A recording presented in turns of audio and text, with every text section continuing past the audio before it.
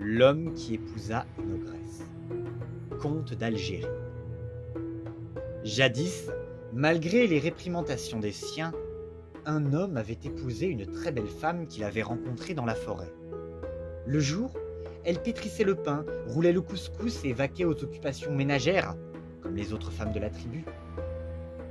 Mais depuis son arrivée, chaque nuit dans l'enclos des moutons, disparaissait une brebis, et on ne retrouvait sa carcasse qu'au lever du jour.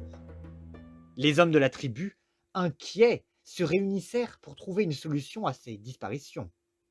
Le père du mari se proposa alors. Pour bien surveiller le troupeau cette nuit, je m'envelopperai dans ma djellaba noire et me dissimulerai au milieu des brebis. Aussitôt dit, aussitôt fait. Le soir venu, il se dissimula dans sa djellaba noire près de la plus grasse brebis du troupeau.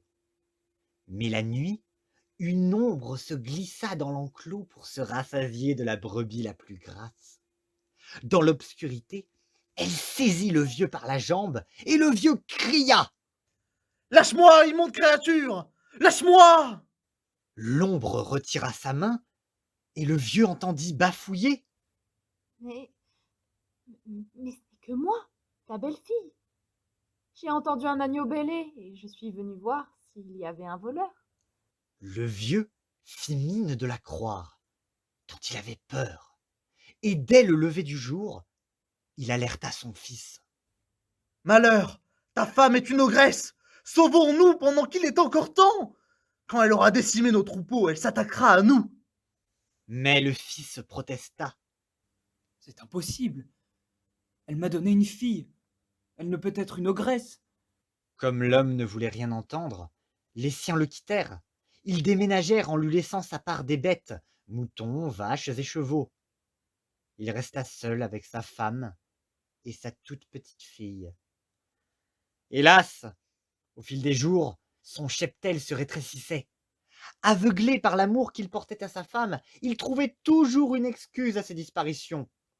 Il se disait que les bêtes s'échappaient de leur enclos ou que le chacal les dévorait. Mais un jour, il revint plutôt des champs et, horreur, il découvrit sa femme, la tête plongée dans les entrailles d'une pouliche. Avant qu'elle ne l'aperçoive, il déposa sa fille sur ses épaules et s'enfuit à toutes jambes. Plus tard, au bord d'une rivière, alors qu'il reprenait son souffle, sa fille l'attrapa par les oreilles et lui dit: Oh papa, j'ai faim et je grignoterai bien tes belles oreilles. Quoi? Ma propre enfant serait une ogresse? Sans hésiter, il la plongea dans l'eau de la rivière, où elle mourut noyée. Puis il continua sa course. Mais l'ogresse était déjà sur ses trousses. Il faillit être rattrapé sans l'opportune présence d'un grand peuplier. Il grimpa jusqu'au sommet, et l'ogresse se posta au pied de l'arbre et se mit à le menacer. Jamais tu ne m'échapperas, car soufflera le vent d'hiver.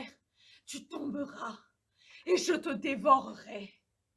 Soufflera le vent de printemps, tu tomberas et je te dévorerai. Soufflera le vent d'été, tu tomberas et je te dévorerai. Soufflera le vent d'automne, tu tomberas et je te dévorerai. Depuis ce jour, sauf quand elle chassait pour se nourrir, l'ogresse s'acharnait contre le tronc de l'arbre, qu'elle rongeait avec ses dents pointues pour le couper, et terrifié, l'homme implorait. Oh, arbre de mon père et de ma mère, grossis, grossis. Et juste au moment de se rompre, le tronc reprenait sa forme initiale. Le temps passa ainsi, et l'homme tous les jours scrutait l'horizon, dans l'espoir d'apercevoir quelqu'un qui aurait pu le secourir. Or un jour, il vit un vol d'oiseaux, et cria dans leur direction. Oh, vous qui volez si haut, allez dire à ma mère et à mon père que je suis en grand danger. Les oiseaux migrateurs portèrent le message. Des cavaliers de sa tribu armés volèrent à son secours. Ils découvrirent le peuplier, et heureusement l'ogresse était à la chasse. L'homme quitta vite son arbre, après avoir cependant accroché son bournous à une branche pour laisser croire qu'il était toujours là. Il enfourcha un cheval et fila avec ses sauveurs. À son retour, l'ogresse, rassurée par le bournous, qui flottait sur la cime de l'arbre, continua ses menaces tout en rongeant le tronc de l'arbre. Ainsi succédèrent les saisons, et vint l'automne venteux. Un matin, une tornade se leva et le bournous voleta dans l'air avant de tomber sur un rocher à proximité de l'arbre. Je t'avais bien dit que tu tomberais! Hurla l'ogresse en furie.